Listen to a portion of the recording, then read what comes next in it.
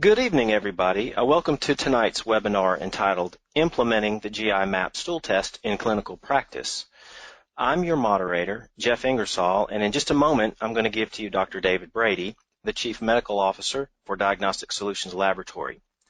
He will present to you the GI Map Stool Test, its applications, some interpretive guidelines, some case studies, and recommendations based on the results.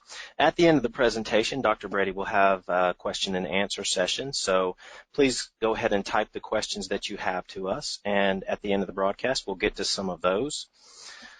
Before we begin, we'd like to get to know our audience a little bit, and I'm going to send a poll to you, and the poll is to help us understand what level of experience that everyone out there has.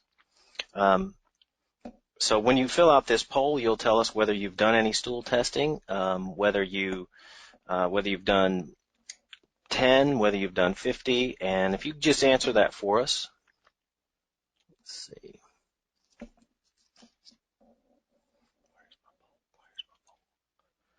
Okay.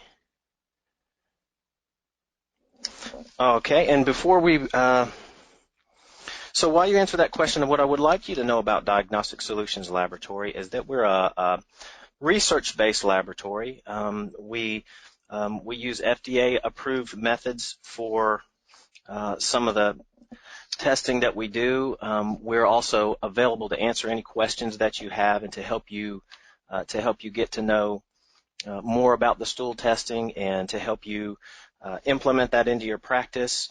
We do interpretations and just anything that you might need to get you started. So now I'm going to introduce to you our speaker this evening. It's Dr. David Brady. Dr. David Brady has 25 years of experience as an integrative medical practitioner and 21 years in health sciences academia. He's a licensed naturopathic medical physician in Connecticut and Vermont, a board-certified clinical nutritionist, and completed his initial clinical training as a doctor of chiropractic in 1991. He currently serves as the Vice President for Health Sciences, as Director of the Human Nutrition Institute, and he is the Associate Professor of Clinical Sciences at the University of Bridgeport in Connecticut. He maintains his private practice, Whole Body Medicine, in Fairfield, Connecticut. Dr. Brady is also an expert consultant to the professional nutraceutical and nutritional supplement and clinical medical laboratory industries. He serves as the Chief Medical Officer for Designs for Health and Diagnostic Solutions Laboratory. He is an internationally sought-after presenter on nutritional, functional, and integrative medicine. He has appeared on the speaking panel of some of the largest and most prestigious conferences in the field, including IFM, ACAM, A4M, IHS, AANP, and many more. Dr. Brady has also published a multitude of peer-reviewed scientific papers and textbooks related to chronic pain, autoimmunity, and functional gastroenterology, including integrative gastroenterology from Johns Hopkins Hospital and laboratory evaluations for integrative and functional medicine. His latest popular book, The FibroFix, was published by Rodale and released in July of 2016, coincided with his hosting of the popular online FibroFix Summit in June of 2016, with over 30,000 attendees. You can learn more about Dr. David Brady at drdavidbrady.com, fibrofix.com, and fibrofixsummit.com. So now, ladies and gentlemen, Dr. David Brady. Hey, thank you, Jeff, and welcome everybody. Thanks for spending some of your valuable time with me tonight. And I'd like to also thank Diagnostic Solutions Laboratory, otherwise known as DSL, and Designs for Health, otherwise known as DFH, for co-sponsoring this opportunity for us to get together and talk a little bit about the evolution and the use of functional GI testing in our practices. So I'm really excited about it, and hopefully we'll have some fun and talk about some new cool emerging stuff that you can put to use in your practice. If my I'm having, okay, here we go. We should have my slides moving now. You know, the Human Microbiome Project has really opened up a lot of windows and a lot of different ways of looking at disease. And it's created a lot of new data that's come out on associations between alterations in the human microbiome. And we're going to concentrate tonight really on a sector of the human microbiome, which is the GI microbiota. So all those microbes, bugs, critters that live in your gut, and what they mean to us, so how they affect our physiology, how they affect our health and vitality or lack of it, how they actually can not only be associated with higher levels of diseases of various types, but how now we're seeing things evolve that are showing actual causality between alterations or aberrations in the GI microbiota and certain patterns of the GI microbiota and certain disease processes. And really, you know, this is nothing new to functional medicine. You know, I remember, you know, at least 23 or 4 years ago, listening to, you know, Jeff Bland and Leo Gallen and many other giants of the formation of early functional medicine, talking about these concepts such as dysbiosis and intestinal hyperpermeability and all these things that were really thought to be kind of a bit on the fringe, you know, kind of stuff, now come to the absolute forefront in even conventional gastroenterology, immunology, and rheumatology literature. And it's really no surprise to us. I mean, we understand that there's this really complex microecology going on in this tube that runs through the middle of us, but is technically outside of us. So we have this, you know, foreign land, if you will, running right through the central core of our bodies, and it's full of all these different, you know, microbes of all different classes that can be very detrimental to us and can be very immunogenic. And then you add in all the different food that's coming in, the food-derived peptides and proteins that can be antigenic, and all the toxic material in food. And then in addition to the microbes themselves, which greatly outnumber us, as we know, there's many more microbes in our gut than there are cells in our body, and those microbes have a vast higher number of genes and genetic material than does our own genome contain. So it's a very complex environment, so it makes sense that it would have the ability to alter our health and particularly dance with our immune response. And we're going to talk about how immune dysfunction generally is triggered through aberrations or problems in the gut, because the only thing that separates, of course, this complex, potentially deadly environment running through the middle of us and our own systemic immune system and blood supply and so forth is the GI mucosa, which is this very, you know, fragile, if you will, you know, one cell lining thick barrier between us and that. And if there are things that go wrong with barrier function, then we can get an accelerated level of dysfunction. And we're going to look at those concepts as well. So we're going to look at the gut microbiota, but genes and proteins and metabolites and how it interacts with the mucosal lining in either a healthy way or a non-healthy way to produce or at least contribute to various diseases. And if you have any doubt that changes in the GI microbiota can have profound effects in the host and actually cause overt disease as we know it, it was put to rest by this study. And this is a sort of summary of this study in The Scientist, but it was a study that first appeared in Nature, one of the most respected journals in all of biomedical sciences.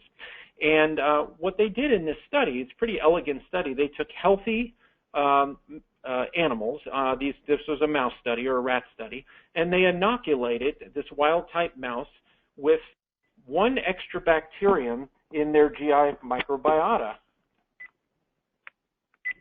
And that extra bacterium was Helicobacter hepaticus, or H. hepaticus. And they essentially created an experimental mouse version of the autoimmune disorder inflammatory bowel disease, or IBD. And as we know, H. hepaticus from the study and the data that was put out, it produces Th17 cells, or it activates Th17 cells, which release cytokines strongly associated with inflammation, like IL-17, which caused a cytokine storm, essentially, and a cascade of inflammatory mediators that produced the disease, inflammatory bowel disease, in these rodents.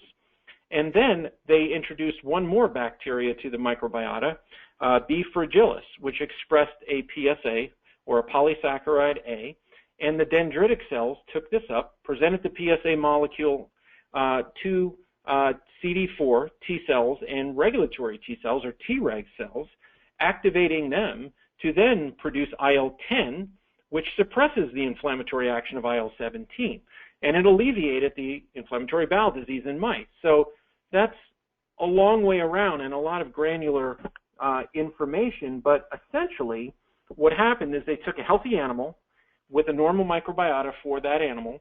They put in one bacteria which effectively caused inflammatory bowel disease, a classic autoimmune disorder, and then they were able to reverse the pathology by introducing one more bacteria to the GI microbiota. So they were very strategic in how they did this, but it proved, at least in an animal study, that even small shifts in the GI microbiota can have profound effects on the host.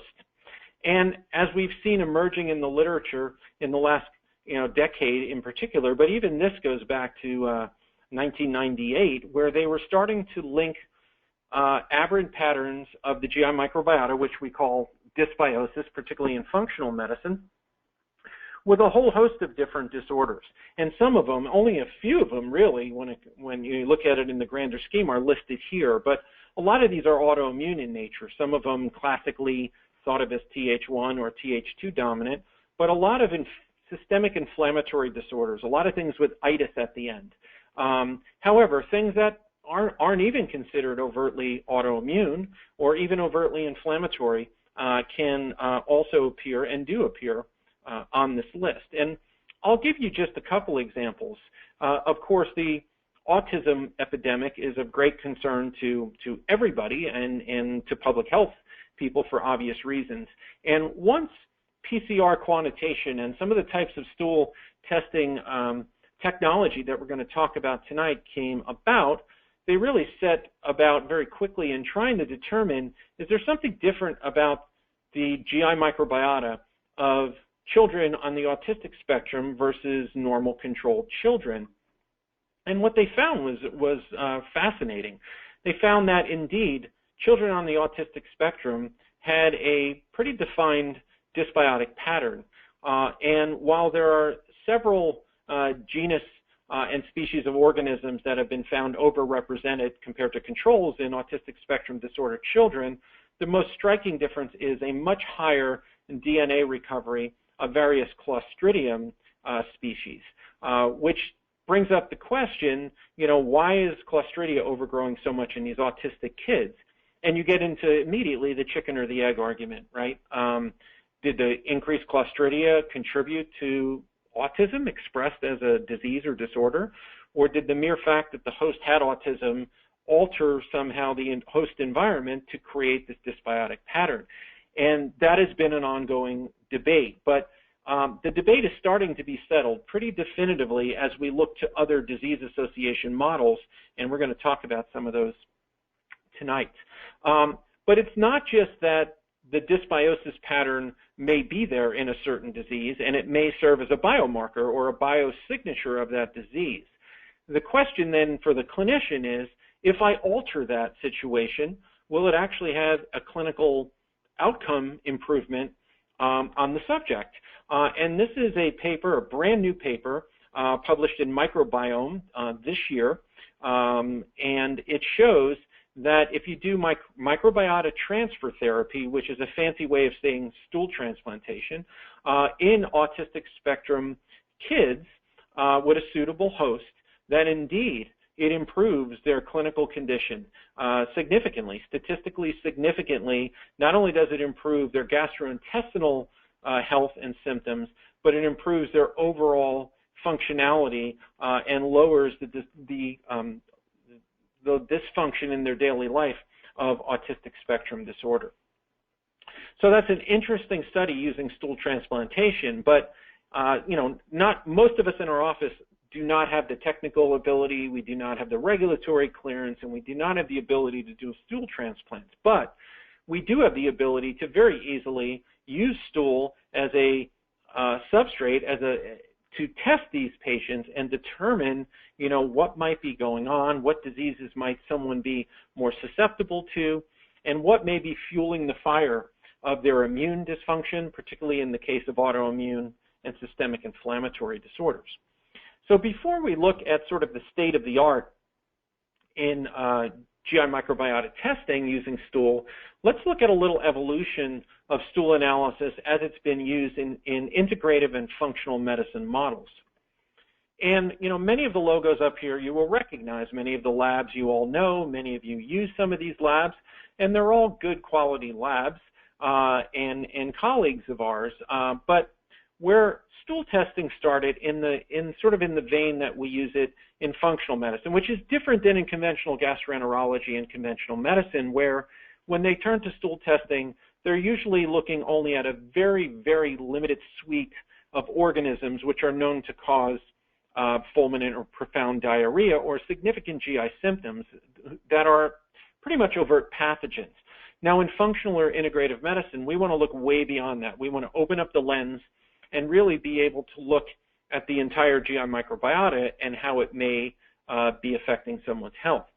Well, that concept really started many, many years ago, a couple decades ago, really, at Meridian Valley Labs in the Pacific Northwest with Dr. Jonathan Wright, where he was doing his CSDA, complete stool and digestive analysis. And the way the story has been told to me, he had an intern from Bastyr College at the time, the naturopathic program, who interned and looked at everything they were doing, was very impressed, learned from that experience, and moved to the East Coast to Ashland, or Asheville, North Carolina, actually, and started Great Smoky's clinical laboratory and started a sort of competitive test, which was known as the CDSA, Complete Digestive Stool Analysis. So they basically switched one letter. And then it became really popularized through Great Smoky's at the time. And it was really a rudimentary test compared to what we have today. It was really based on, microbial plating, growing out cultures, trying to identify the best they could with comparative sugars tests and various different things, common to microbiology, what kind of organisms may have been there. They did some stool chemistries, and it was sort of the best we had at the time. But it was extremely limited, like all microbial culture-based tests are, because they're limited to what you can grow out on a plate. So you're very much limited to aerobes and some facultative organisms that you can get to grow in an oxygen environment in the lab. Now, one of the key players there who was involved ultimately in the evolution of that test and the improvement of it is actually the CEO of Diagnostic Solutions Labs, Tony Hoffman, who you may hear from later. And he's really an expert in this field. And he left at the time, it was still Great Smoky, started Advanced Access Labs, put out an improved test with some newer technology, and it became very, very successful. And it then was actually acquired by Doctors Data Lab. And Doctors Data then entered the stool testing market using a microbial-based test. They've since evolved that to some degree using something called MALDI-TOF, which is a very good technology to identify proteins and microbes and different targets, but it's still limited by the fact that you can only accurately identify what you can grow on a plate using culture technology. And, that's limited to, once again, aerobes, facultative organisms, which make up somewhere less than 5% of the total GI microbiota. So you're looking at a very, very small snapshot of what's going on in the gut. Then there are other players who joined in the microbial culturing technology stool testing game, like Diagnostics. And then Metametrics changed the game. Metametrics is a very advanced clinical chemistry lab that served the integrative functional medicine market, most known for organic acid testing, amino acid testing, and other types of metabolic testing, but not stool testing. They decided to enter the stool testing game, but they decided to use much newer technology, which was using molecular. So basically identifying the genes of these organisms or the DNA of organisms instead of growing them out. And in that process, Tony Hoffman was involved in that. I was involved as a clinical consultant, and actually some other back-end laboratory science geeks at DSL were also involved at Metametrics, as were a host of other molecular geneticists or molecular biologists, and they had made a decision to develop what became known as the GI effects test, which I really applaud that because it really brought things forward into the molecular world and functional and integrative medicine, and that is where conventional medicine and gastroenterology were going in high-end pathology labs and hospitals and so forth.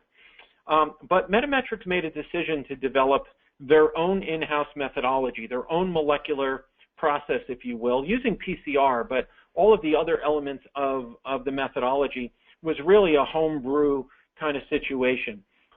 There were other people that at the time, I can tell you, were arguing for more of going with a standardized, third-party, validated, FDA-cleared, sort of bulletproof technology. But for whatever reasons, I wasn't privy to all of them, they decided to go with their own methodology, probably as most of those decisions are made to develop some sort of protected intellectual property. But the test became very, very popular, but it suffered from some clear problems. When it got out there in the market, was being used, they basically were suffering from oversensitivity, separating, what is a real problem in the gut from what might be scattered DNA in the food mass and other sort of noise on the line, if you will. So many who use that test remember taxonomy unavailable and a lot of those types of issues. And it was really born by the fact that it was an in-house methodology that hadn't gone through the kind of long-term evolution and scrutiny that is done in a third-party validated technology that is done by a major biomedical sciences company. So Metametrics was eventually acquired by Genova, who is the downstream lab name from the original Great Smokies Labs. And they were acquired, in my opinion, likely, in my assumption, mainly to capture that stool market that was taken over by Metametrics with GI effects. And since that time, the GI effects test has gone through evolutions. It's basically backed off from molecular in many aspects, where they're even reporting some things molecular and then reporting it again with culture technology, and sometimes the data conflicts. And there's reasons why they went that way, and it was really because of the limitations, once again, in my opinion, from what I know, in the technology that was cooked up inside with an in-house methodology. So when we left and basically formed Diagnostic Solutions Lab, we were intent on doing it in a bulletproof way, using technology that had been developed and matured at the best academic centers in the world, that had been cleared by FDA. And in fact, our lab was born in the incubator, or the Biocommerce Center at Georgia Tech University, which is the #1 molecular biology department in the world. And we were determined to use that type of technology, and also determined to only report things that we had extremely high level of confidence in reporting, and that they were actually actionable and usable for the clinician. There was no doubt in our mind that the molecular revolution was here, that was the way to go. You can't go back to driving a horse and wagon on modern highways. You're not going to go back to microbial technology and convince anybody in the long run that that's the way to go. You have to use molecular because of the inherent advantages. One of the advantages being that you can look at the entire microbiota. It does not matter if it's anaerobic, aerobic, facultative, whatever is there, you can find with a molecular technology using the DNA of the organism, because the organism does not have to be alive or viable for the analysis to be done. And in fact, the technology that we landed on for the bulk of our test was developed by Luminex, and Luminex is an FDA-cleared molecular platform that's an open platform that allowed us to not only take what they were doing with Luminex technology for overt GI pathogens, but to also extend this technology over an assessment looking at what functional or integrative doctors expect, which is not only pathogens of various classes, but beneficial organisms, commensal organisms, and opportunistic organisms that may be affecting someone's health. And in fact, this exact technology, after a long survey and study of what was the best out there, was just adopted as the gold standard for gastrointestinal testing and gastrointestinal pathogen detection by the National Health Service, which is the national health system of the United Kingdom. It's also used in most of the largest pathology labs in the biggest teaching hospitals in the country, in the United States as well. And there's a plethora of data in major biomedical journals, clinical laboratory science journals, endocrinology journals on the use of this specific technology, and comparing it to other molecular platforms that are more film array closed, where you can't extend it to other organisms, but also to conventional microbial methods. And it's very, very clear. You can just look at the check marks on this study with this blow-up I did out of the graphic on identifying multiple pathogen targets, including bacterial targets, protozoal targets, and viral targets using the Luminex platform. It's the superior performing technology that's out there. And that is the embedded technology in the DSL GI map. And it provides a much different kind of assessment than, what I didn't show in that graphic of the evolution of stool technology is something like uBiome. Now, many of you may know of uBiome, may have done uBiome studies. It's a great thing to do, but keep in mind, uBiome is not a clinical test. It is using DNA sequencing technology. It's molecular, it's good technology, but it's designed by intent to look at a very, very large swath of different organisms to basically look at a signature, an overall 30,000-foot signature of one's GI microbiota, and it's done to try to determine what is normality, what are different aberrant patterns across a large population. So it's really more of a metadata type test, and that's really where operations like uBiome, that's why they exist. They don't exist to serve a clinician to answer a question on an individual patient. Do you have an overgrowth of X, Y, or Z? Do you have a pathogen at a high level? It's really looking more at overall general signatures of the microbiota, things like diversity, abundance, and things that are important, but they're not really applied at the individual level. They're applied at the population level. And where they make their money is to sell their metadata or your data to pharma for drug development and different types of therapeutic agent developments, where our test is honed in to the clinician. It's answering questions you need to answer on the patient that's in front of you tomorrow morning. So when we're going to look at the GI map test, and you're going to see that on page 1, we look at the first thing listed is pathogens, because that's the most critical question that you have as a clinician. The first thing is, does this patient have some sort of infection that I need to intervene with medical therapy to try to eradicate? Sometimes these patients have overt fulminant, diarrhea and acute gastric symptoms. Sometimes they don't, and they still may be harboring some level of a pathogen that is there at a level where there's DNA recovery above the cut point that was established not by Diagnostic Solutions Laboratory, but by FDA when they cleared this platform. And you can see there, you'll see bacterial pathogens listed first, things like Campylobacter, C. difficile, but not only just C. difficile, genus and species, but what kind of toxins are being produced, because it's the C. diff toxins that produce the profuse diarrhea and gastroenteritis, essentially. But we're looking at also pathogenic types of E. coli, Shigella and the different Shigella-like toxins, Salmonella, Vibrio, and Yersinia. And then we look at viral pathogens. So with this molecular platform, we're not limited like we were in plating and microbiology technology looking at bacteria. We're actually looking at the virome. So we can look at adenoviruses, noroviruses, and rotaviruses, which are most classically associated with, let's say, acute gastroenteritis, things like, the intestinal flu, so to speak.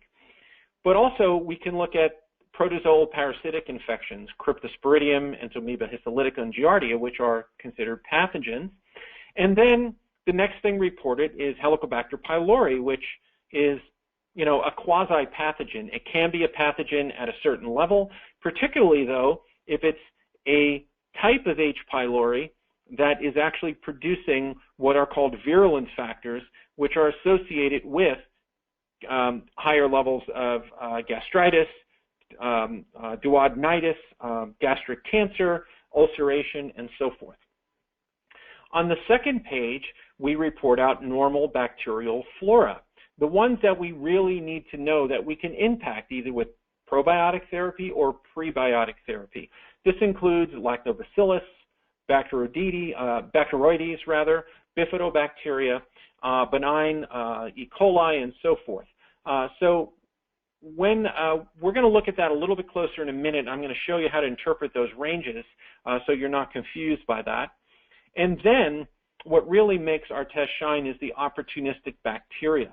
These are bacteria that, if you look hard enough in a human's gut, you'll find some of this stuff, but it shouldn't express at a higher level than sort of a background level. It can be problematic when it overgrows, if it has the opportunity, hence the term opportunistic.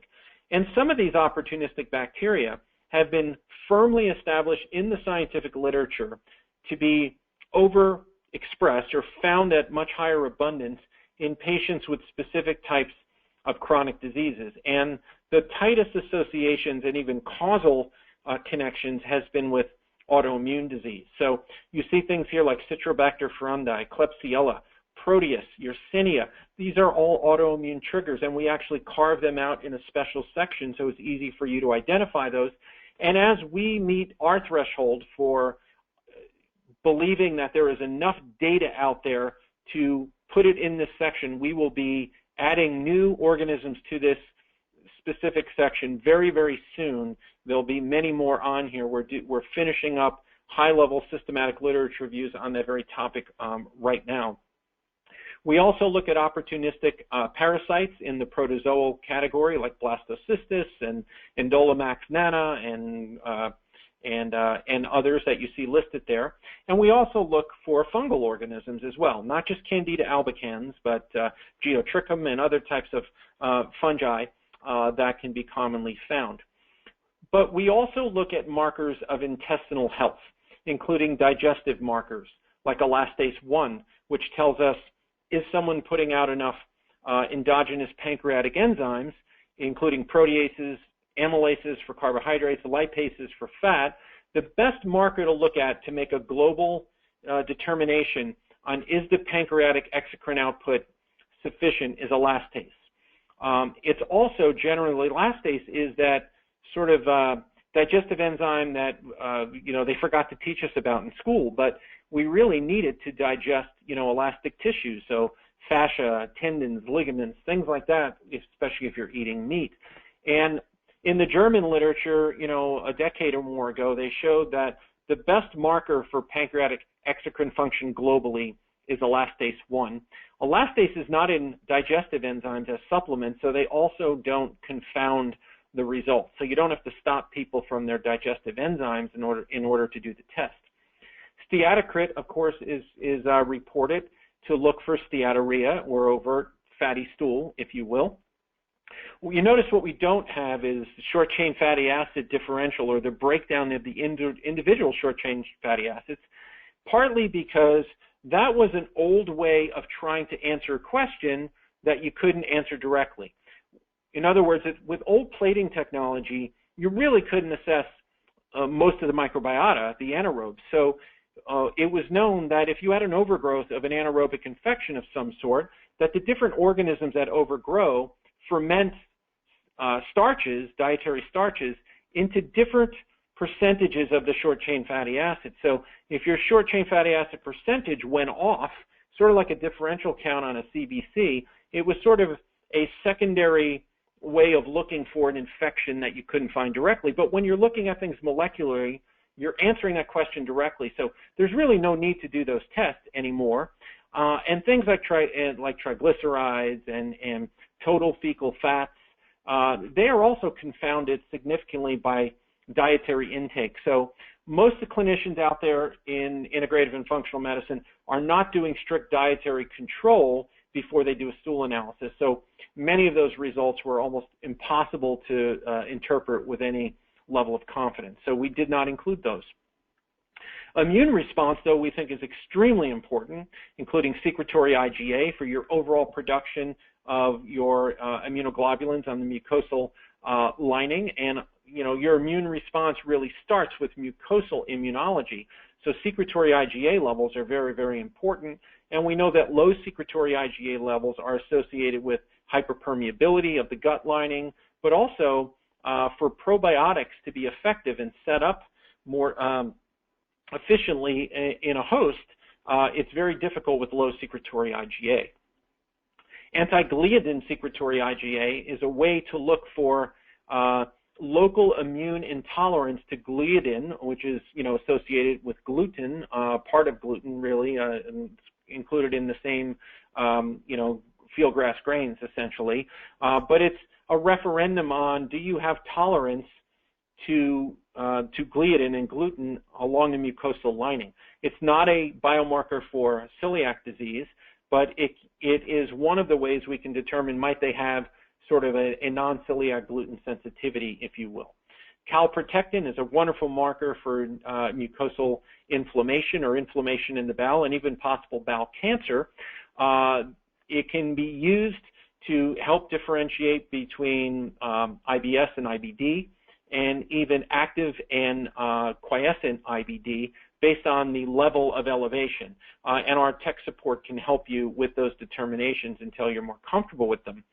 Additional stool chemistries like beta-glucuronidase, because if you have dysbiosis producing and organisms producing high levels of glucuronidase, you can deconjugate any toxin that is being sent out through biliary elimination that has gone through glucuronidation as its phase 2 detox pathway, which includes estrogen and other hormones. So particularly in women's health, this is an important marker because if you have very elevated beta-glucuronidase like you see here, you can deconjugate estrogens which were bound for elimination, recirculate them through enterohepatic uptake, and the woman could get in an estrogen-dominant state and you know, elevates risks for estrogen-sensitive cancers.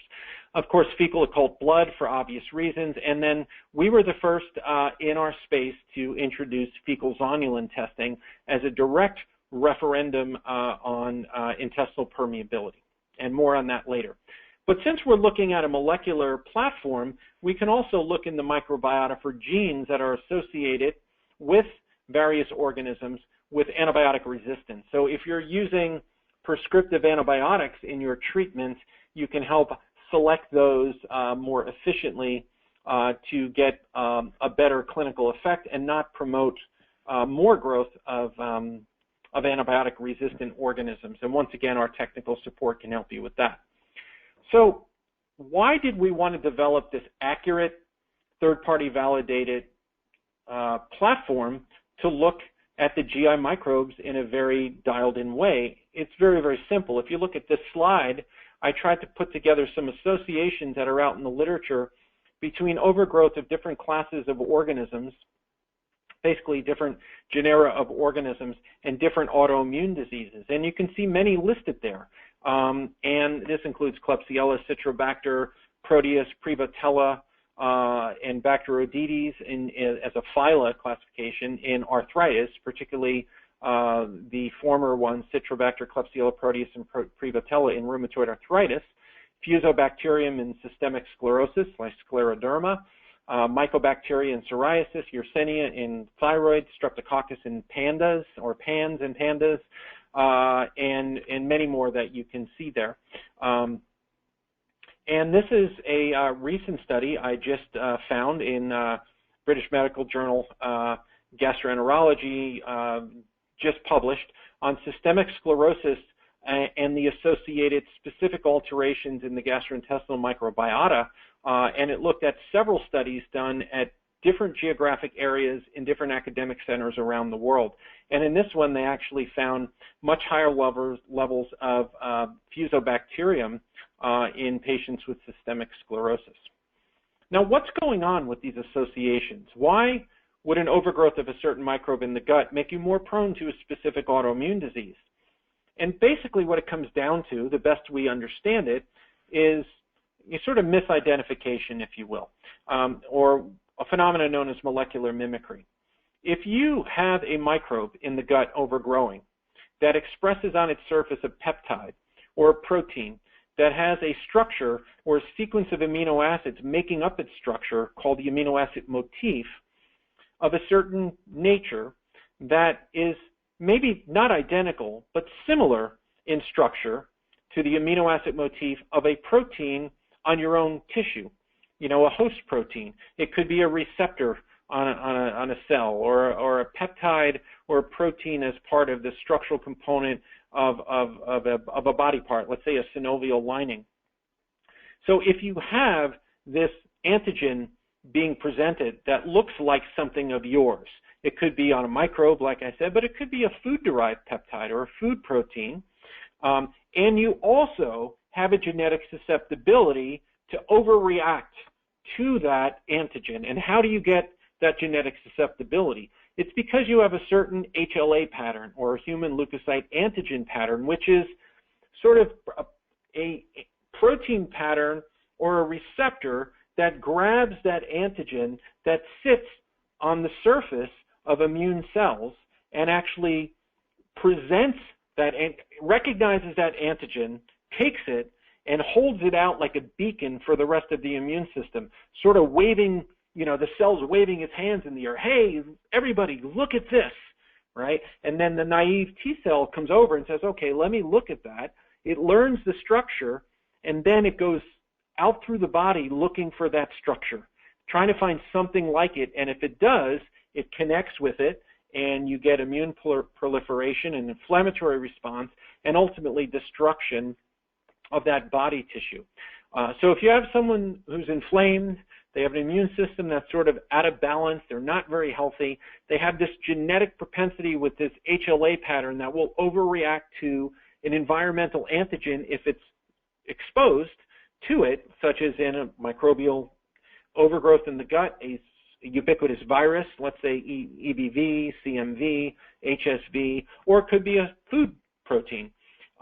Then you have this runaway train that starts through molecular mimicry. And, this was elucidated as it applies to inflammatory joint diseases like rheumatoid arthritis, ankylosing spondylitis, and psoriatic arthritis, eloquently in this paper linking gut inflammation to arthritis in mucosal immunology, which published in, I think it was 2008. A wonderful study of all the mechanisms and how the dominoes fall from the microbe overgrowing in the gut to how it dances with the mucosal immunity, and then how it can be translated through a hyperpermeable gut, and how the systemic immune system reacts to it and ultimately attacks a host tissue by mistake through molecular mimicry. I suggest you pull that study if you can and read.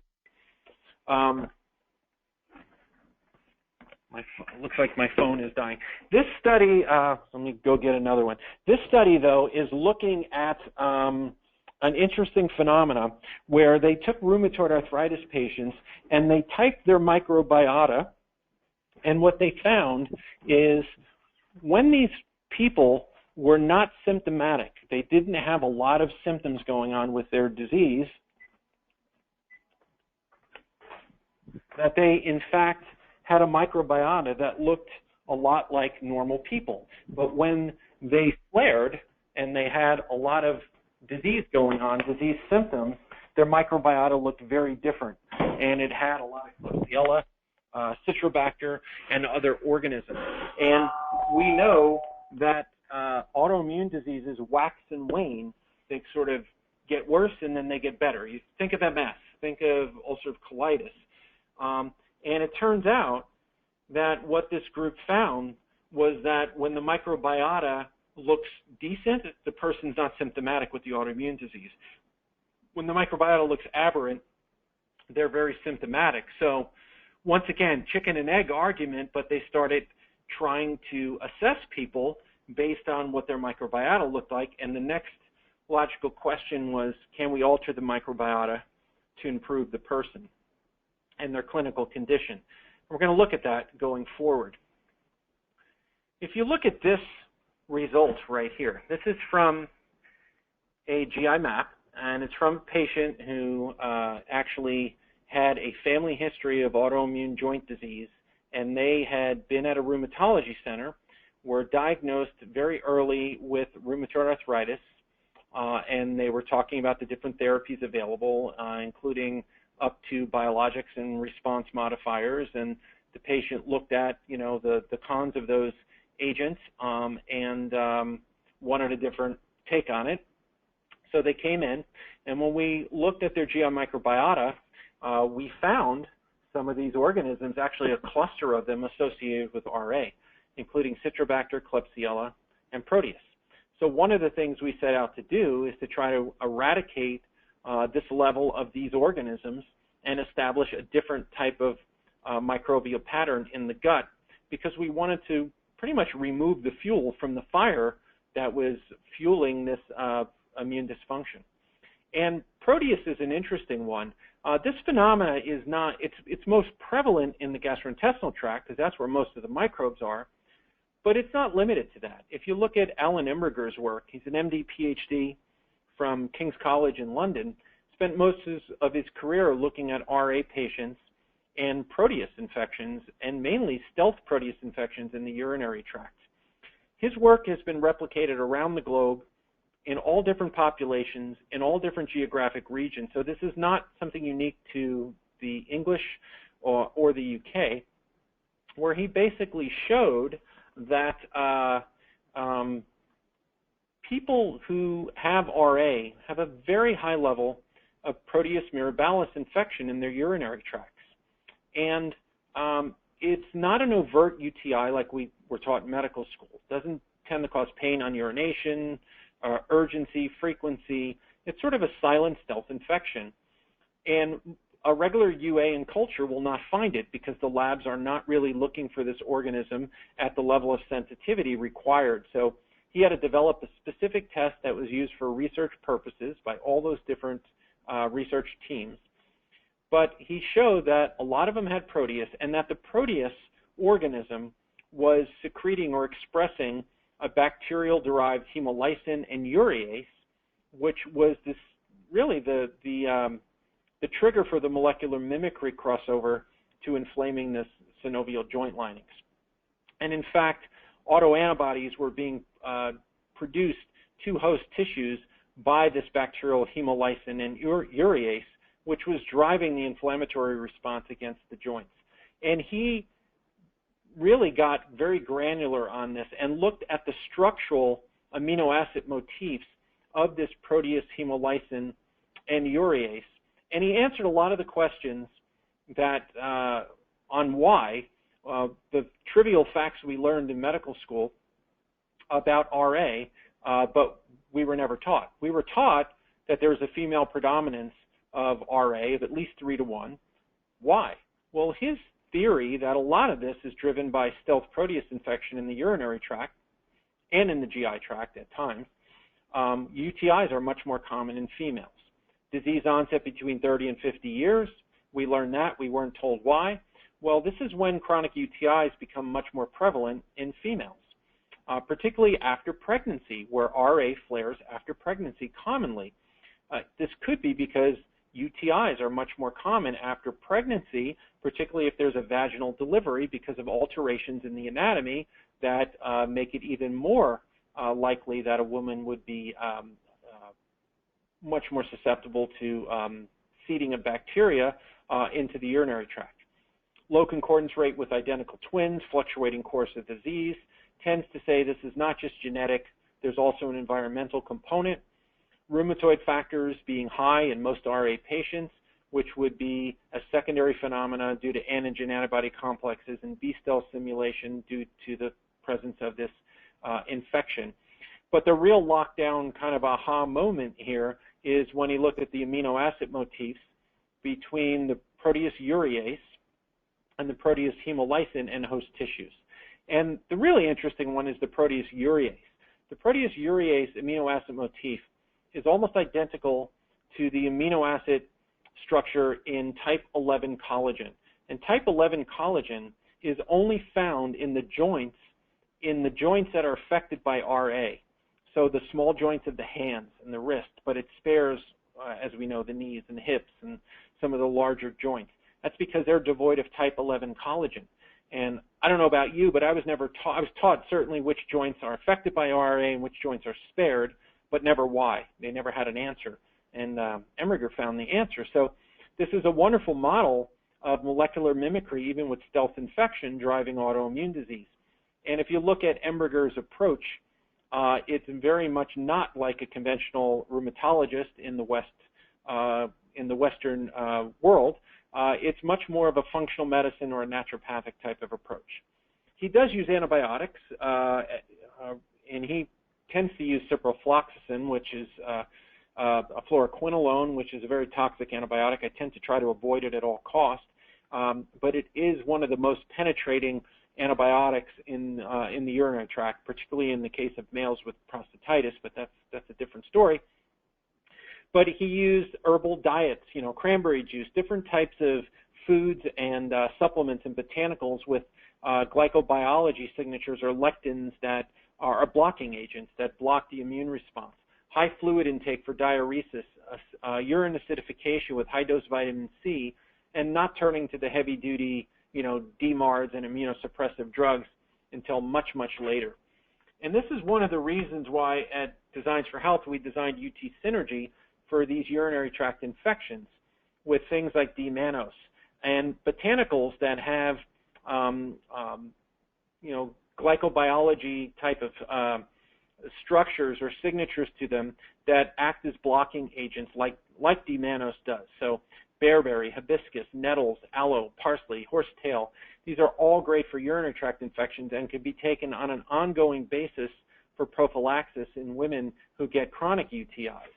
And when an active UTI is present, UT Intensive Chewables is a high-dose D-mannose and cranberry lectin product that is pleasant tasting and can be chewed up. We use these, though, in rheumatoid arthritis patients where we identify Proteus in the gut, certainly, but even when we don't, if they have seropositive RA, we tend to keep them on therapy that would suppress any kind of stealth Proteus infection in the urinary tract. The other thing we can use in our toolbox if we're really trying to get to stealth infections, whether they're bacterial or viral, is water-clustered silver, such as silver psyllin liquid.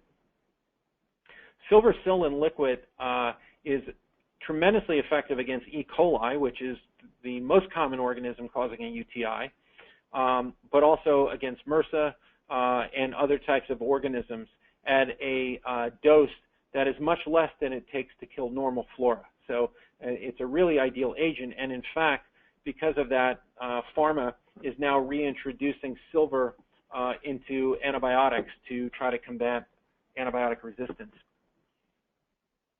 There's new microbial signatures for Crohn's disease being developed to try to differentiate not only irritable bowel syndrome from inflammatory bowel disease, but Crohn's disease from ulcerative colitis, for instance. That's still developing. We're surveilling that literature. We're really interested in Crohn's disease being triggered by mycobacteria, particularly Mycobacteria subspecies avian, or MAP, and that's a really nasty infection that encapsulates. It's very hard to kill with antibiotics, and that's why they thought Crohn's disease for many, many years was not a infectious disease, even though it's granulomatous disease. It's very much like TB.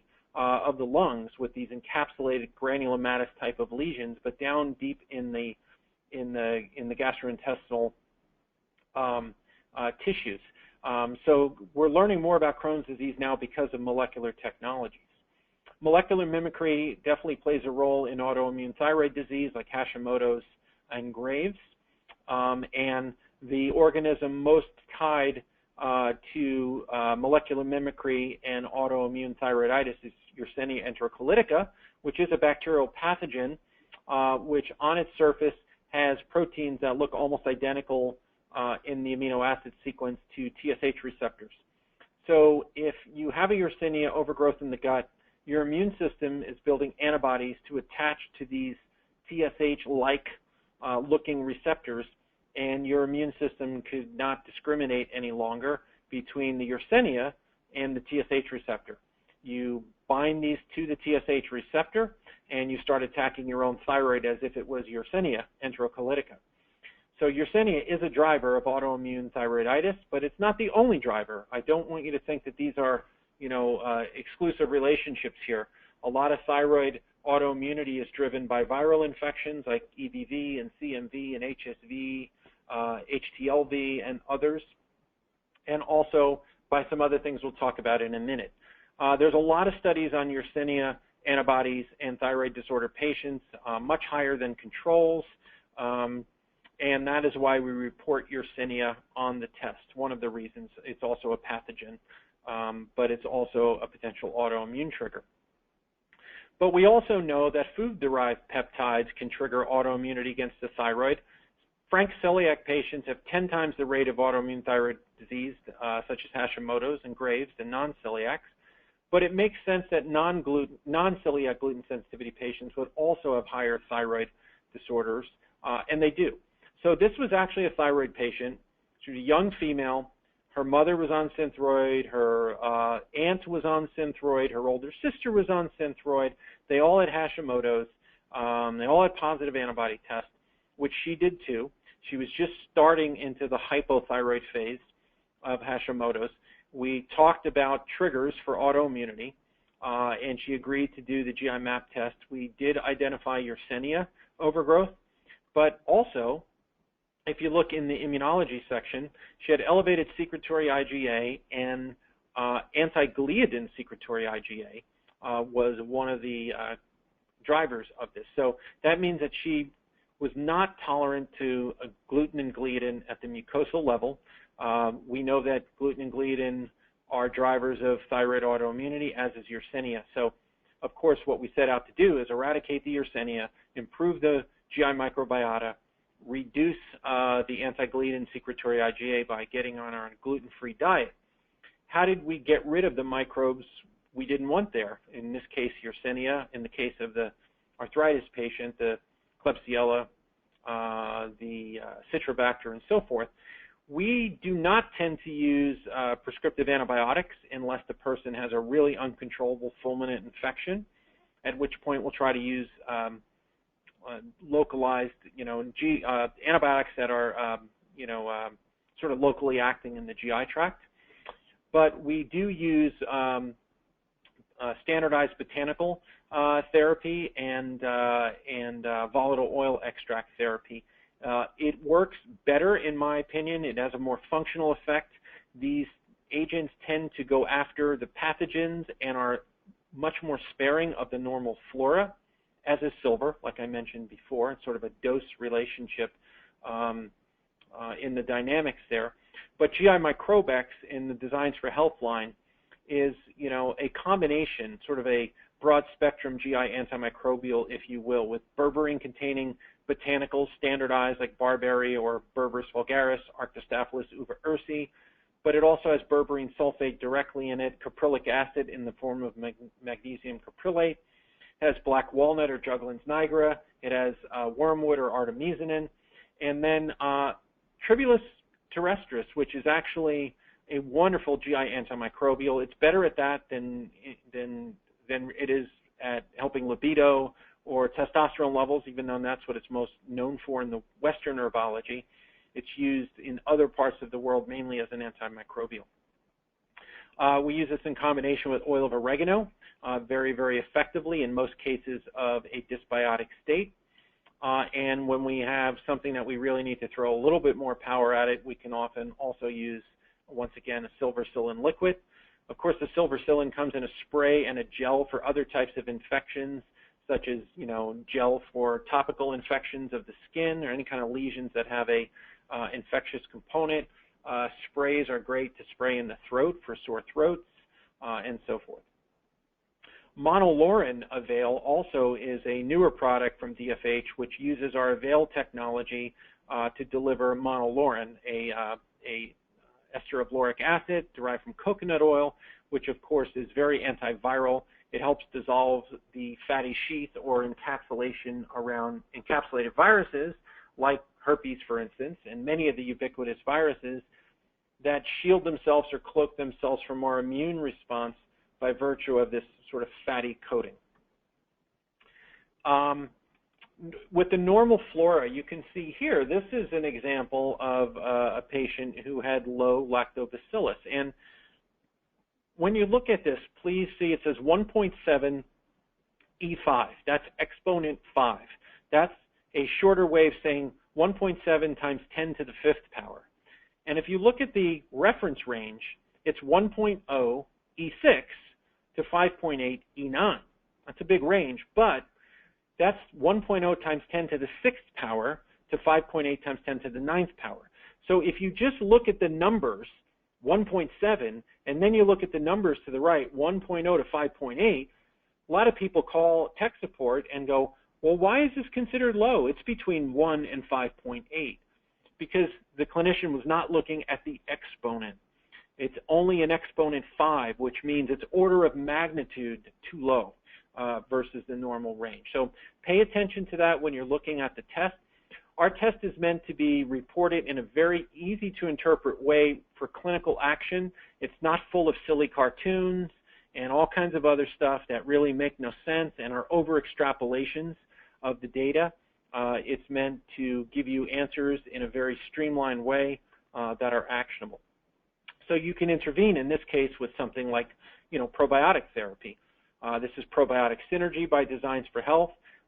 It's a blend of strain-specific beneficial organisms, but what separates it and the higher potency Probiotic Supreme dairy-free is that they're delivered not in two-piece capsules, which are a horrible way to package probiotics because it does not keep moisture out.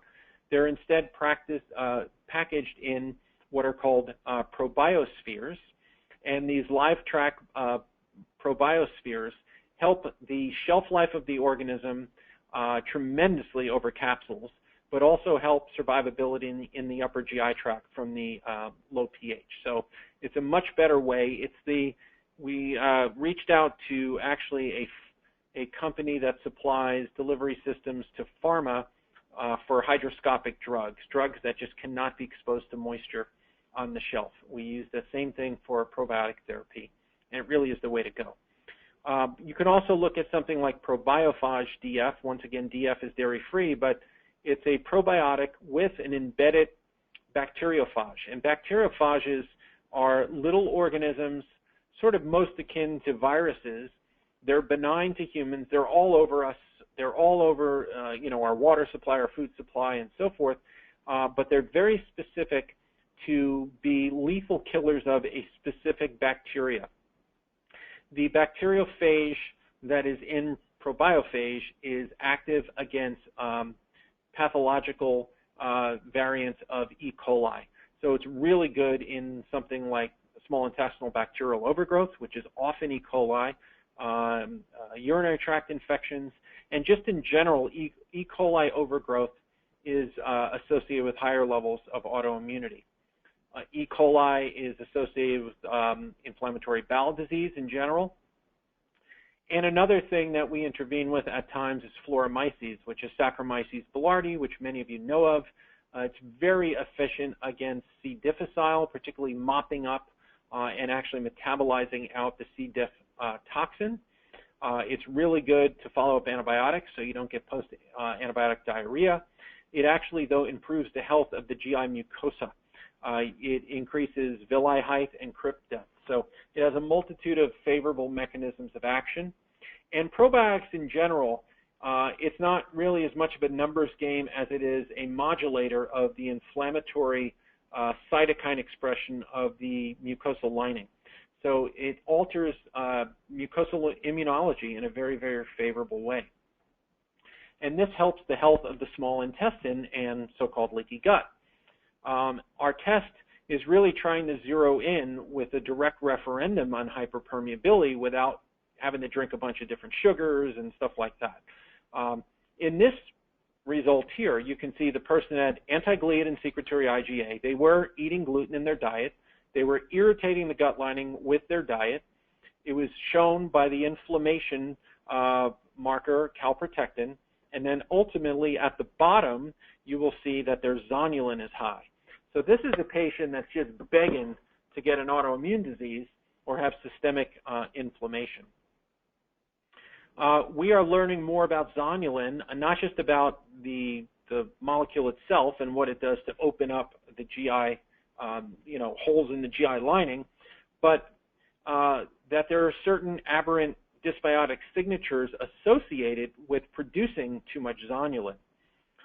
In fact, it has been shown that overproduction, overexpression of E. coli, Salmonella, and Shigella are associated with higher levels of zonulin production, even if you're not eating a gluten diet, and that this is a big driver of zonulin overproduction. It's not just a genetic issue; it can also be an environmental issue. Also, changes in the intestinal microbiotic composition, or the signature, and the metabolism of those organisms are also associated with increased intestinal permeability. So leaky gut is a complex thing. It's often the product of stress, alcohol, NSAIDs, poor diet, but it's also the product of an aberrant microbiota, which can directly cause hyperpermeability. GI Revive is a wonderful tonic, sort of powdered product. It's also in capsules. It's easier to deliver at efficacious doses in a powder that you mix up in a liquid. It has therapeutic levels of glutamine, 1.5 grams per serving, but the real magic in this is not the glutamine. Glutamine's important. It's the botanicals that have, once again, a glycobiology signature that help not only heal up the gut lining, but block immune antigen antibody docking and stop excessive immune proliferation, including all your slimy herbs, deglycerized licorice, aloe vera, slippery elm, marshmallow, chamomile, okra, cat's claw. These are all things that are slimy if you put them in a pot and cook them. Think of okra when you cook it, all that slime in there.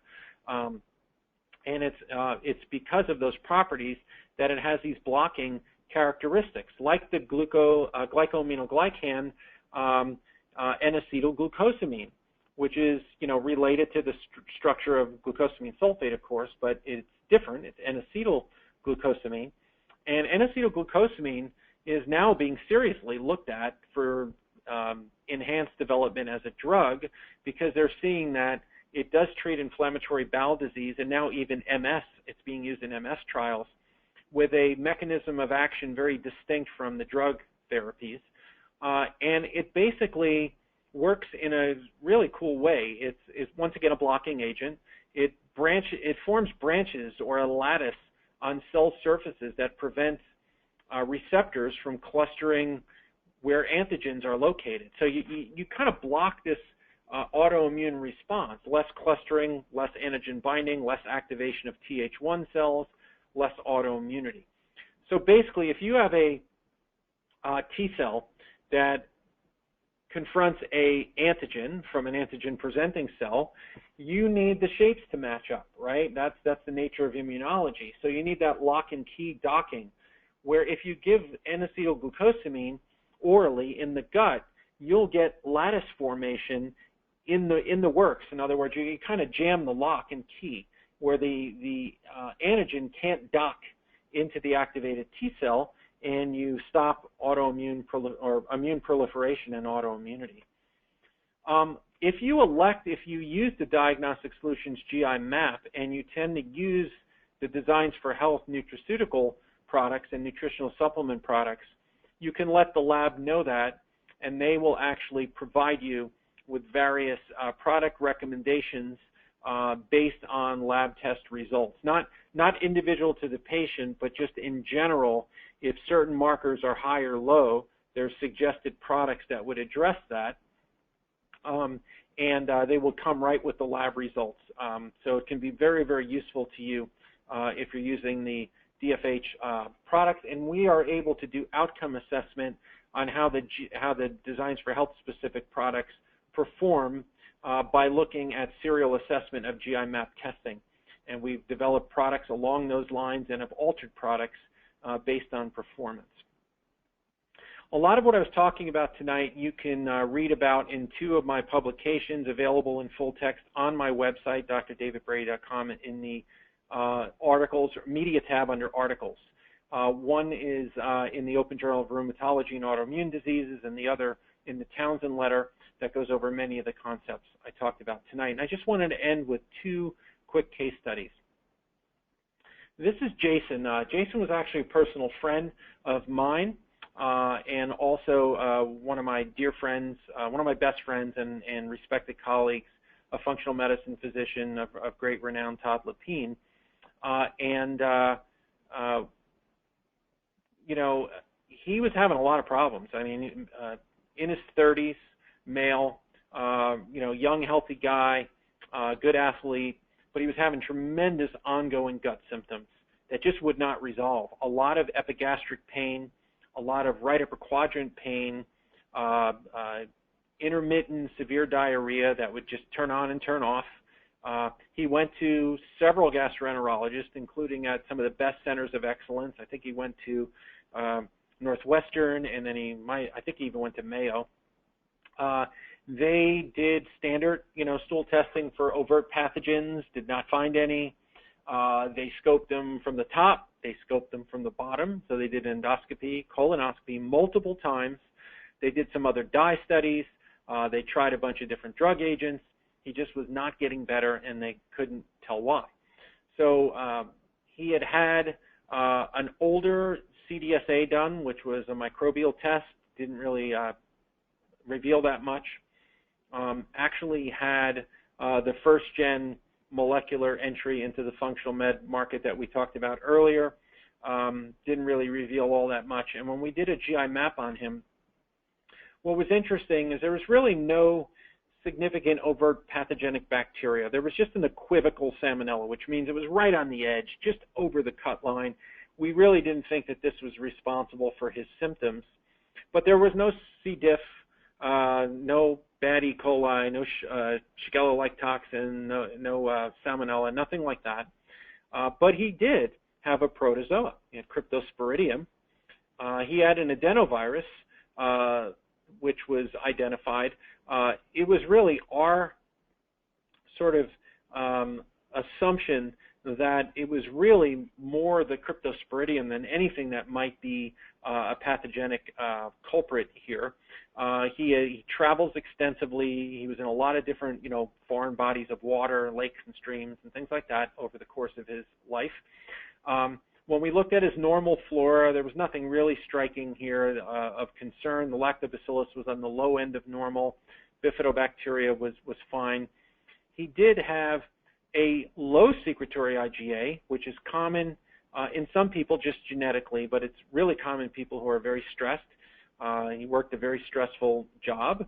But anti-gliadin secretory IgA was very high, and this is really kind of rare to have an anti-gliadin secretory IgA this high in the presence of a low total secretory IgA. So what we did with him, we put him on a protocol of GI Microbex, so a broad-spectrum antimicrobial, and oil of oregano. And we had 3 caps of the GI Microbex and 2 caps of the oil of oregano, all taken together, TID, or 3 times a day, away from meals. So it's not the most convenient thing to do. Sometimes people have to set a cell phone alarm because they're used to taking things with meals. These are taken away from meals, so they have more of an effect on the microbes there, and they're not sort of diluted in the food mass, if you will.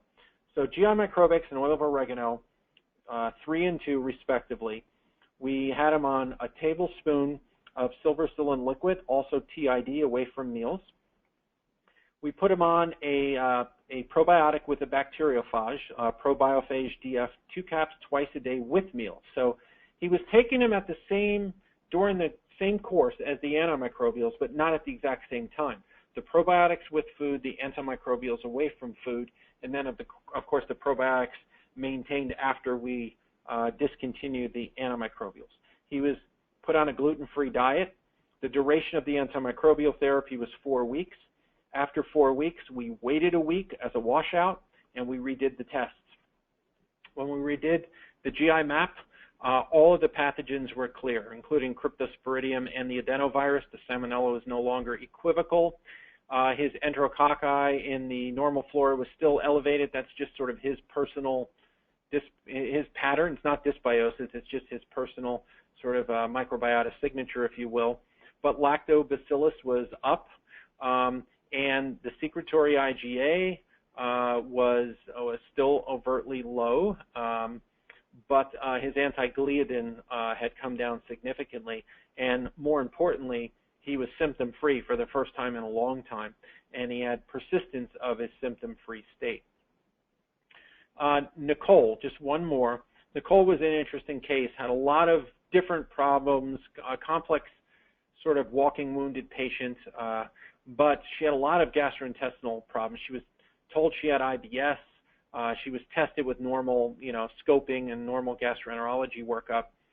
When we looked at her GI map, she had C. difficile, producing toxin A, which she had a lot of diarrhea over years, persistent diarrhea over years, and she had C. diff. On older EIA and other types of technologies that she had gotten, limited stool analysis by our gastroenterologist done, they did not find C. difficile that she can recall. She also had multiple protozoa. She had Cryptosporidium and Amoeba histolytica. Also someone who spent a lot of time in lakes. Her family owned the lake home, actually. We don't know if that is the vector, but potentially. She had low levels of lactobacillus, and she had elevated levels of Klebsiella. She did not have, as I recall, inflammatory joint disease.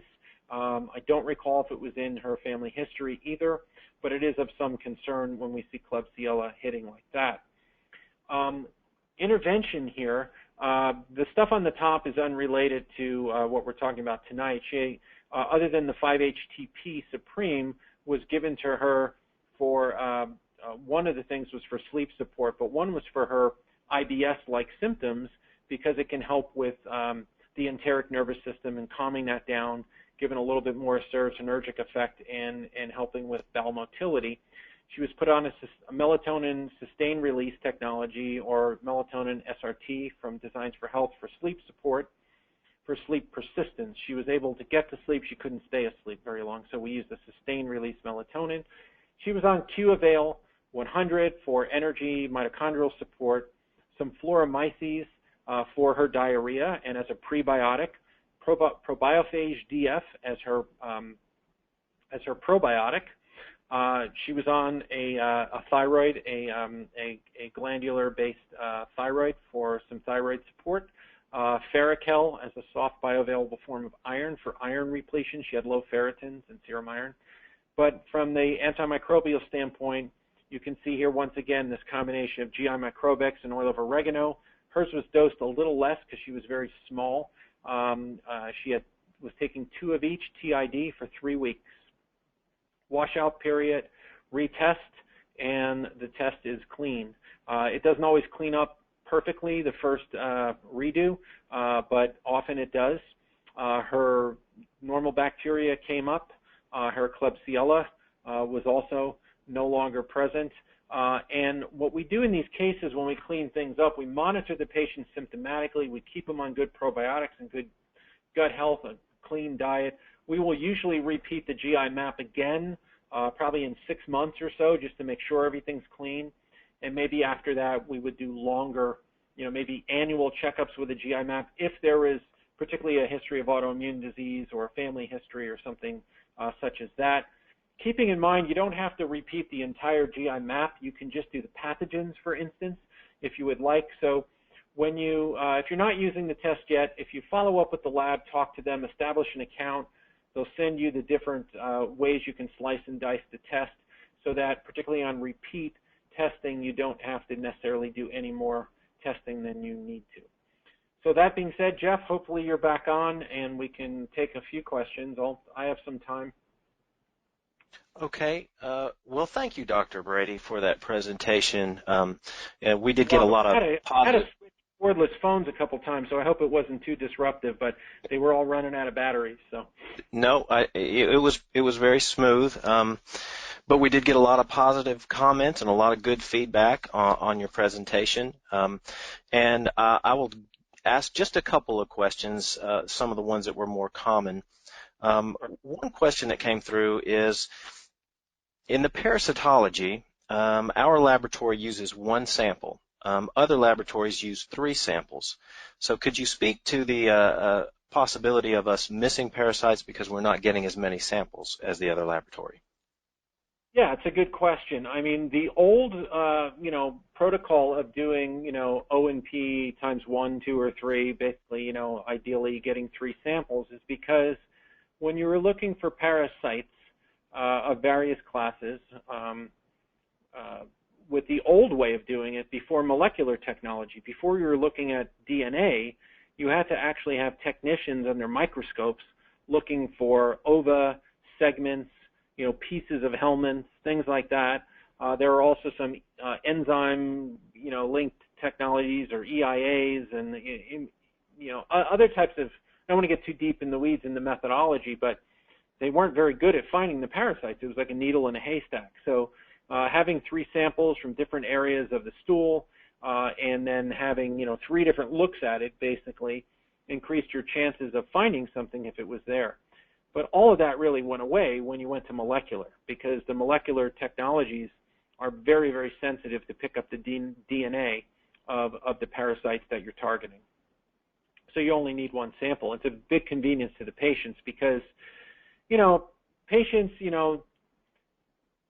they know if they're sick, they'll do a stool analysis. It's not that big of a deal. But it's not, it's not pleasant to collect a stool analysis, but it's a lot easier to do 1 sample than to try to get different areas of the stool on 3 different days. By the first day they collect a stool sample, they're a little, like, oh, that wasn't great. But by the 3rd day of doing it, they hate you, So it's much better with the modern technologies just doing 1 sample, and that's all we need. Very good. Thank you for that. Another question that's coming through is, what if opportunistic bacteria are present, greater than DL, but they're in the reference range? Would you treat that? Generally not. The opportunistic organisms are generally organisms that are benign when they're, below, a threshold that would cause problems, cause symptoms, and the like. So there are things, if you hunt around hard enough in a human's GI microbiota, they're not uncommon to find them, but they just shouldn't represent an appreciable level of the microbiota. So it's a bit of, how much really matters. Looking at, what is typical, what is normal, and then what would be considered statistically above that, that's where you start determining if you're going to treat those. And where your necessity to treat those, in my opinion, goes way up if it's a organism that's associated with a disorder, at least a higher prevalence of a disorder, even if it's not overt causal data, that the subject has, or that the subject has a high level of in their family history. So if you have elevated Klebsiella and you have elevated Citrobacter and Proteus and things like that in someone who has inflammatory joint disease or has a family history of rheumatoid arthritis, even though they don't have it, then we are definitely going after that and trying to eradicate it. Very good. Thank you, Dr. Brady. And I'll end with one final question, and it's more of a trying to pick your brain and get into your thought process. We've got questions about multiple positives on a test. Let's say specifically if you have a candida, a bacterial imbalance, maybe a parasite. Also with IgA, out of range, low elastase, poor bacterial diversity. How do you begin to address that? What is your thought process, and how do you prioritize what is most important to address on the GI map? Well, I think most of these things are not something that you need to do one at a time. I mean, if I'm trying to, deal with a dysbiotic situation, I'm trying to reduce the level of some opportunist or even a pathogen, yeah, I'm hitting the person with antimicrobials, but at the same time, I'm hitting them with probiotic and prebiotic organisms, or probiotic organisms and potentially prebiotic substrates, not at the exact identical time, but during the same course. So the antimicrobials away from meals, the pro and prebiotics with meals, so forth. But it doesn't stop me from also using something like GI Revive or glutamine or something like that to deal with hyperpermeability issues. Doesn't stop me from altering their diet if they have a high secretory IgA. Doesn't stop me from using some Tegracell colostrum or something like that if their secretory IgA is low. Doesn't stop me from using digestive enzymes with meals if their elastase is low. So, we really try to put together a complete customized interventional package for them. Obviously, if there's two things that would conflict to treat together, then we would prioritize it. But in most instances, with what you find on the GI map, you can kind of go at it at the same time. At least that's my experience. Very good. Well, thank you, Dr. Brady. And with that, I think that you've gone through your presentation and have gotten a lot of good feedback. I want to let everybody know that this presentation will be available through the website, and there will be a link to it soon. There's been a lot of requests, so I wanted to let everybody know that. And I wanted to thank you, Dr. Brady, for this presentation and your time, and also for our attendees. Thank you very much. And this concludes our presentation. Thank you, Jeff. And I just want to let everyone know they can follow up with the lab through the website or email or phone, and get information on how to establish an account, pricing of the test, get test kits sent to them, get a portal established for report delivery, and to learn how to use our technical support so we can help you work your way through this to get you real comfortable with the test. All right. Thank you, Dr. Brady. Thank you.